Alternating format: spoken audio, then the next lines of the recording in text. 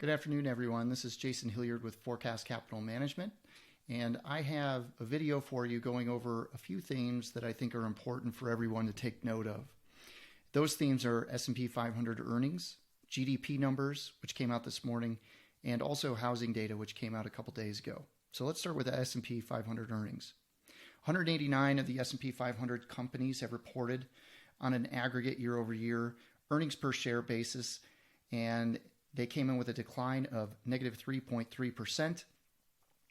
One thing to take note of is the communication sector.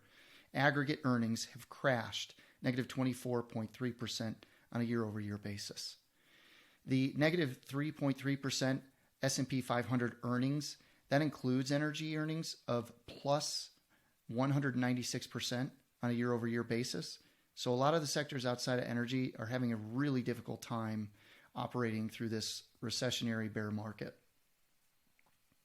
Next, we're going to go through home sales or housing data. So as you'll see on the screen, we have new home sales, and that fell negative 10.9% sequentially on a month-over-month basis, and negative 17.6% on a year-over-year basis to close the third quarter. Cancellations for home purchases are step functioning higher, according to the NAHB, and public home builder data. The median price of a home rose plus 8% on a month-over-month basis, and which is accelerating to 13.9% on a year-over-year basis. So the median price of a home is $470,600.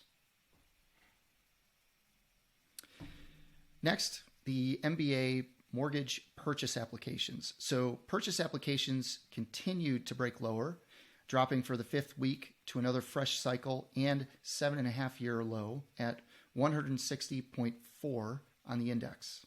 So pretty nasty stuff in the real estate sector. MBA mortgage purchase applications, purchase volume is now down 41.8% on a year-over-year basis, with October accelerating to negative 40% year over year. Let's move on to GDP.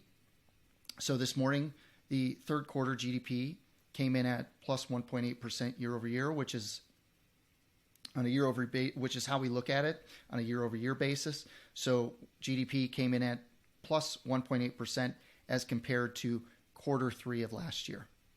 And it was slightly better than our estimate of 1.4% and flat with the second quarter, which was also plus 1.8%.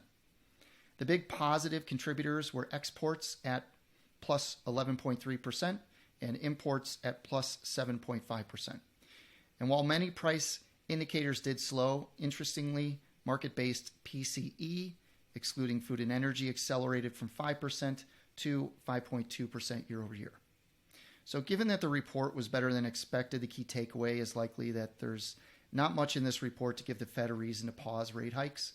So they'll continue to rate hike through the second half of 2022 into year end, and also probably into 2023. So unfortunately, that's not going to change. You're not going to see a pivot.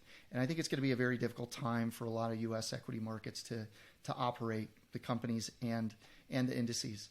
So if you do have any questions, please email info@forecastcapitalmanagement.com, or you can find us on Twitter at forecastcapmanagement, MGMT, sorry.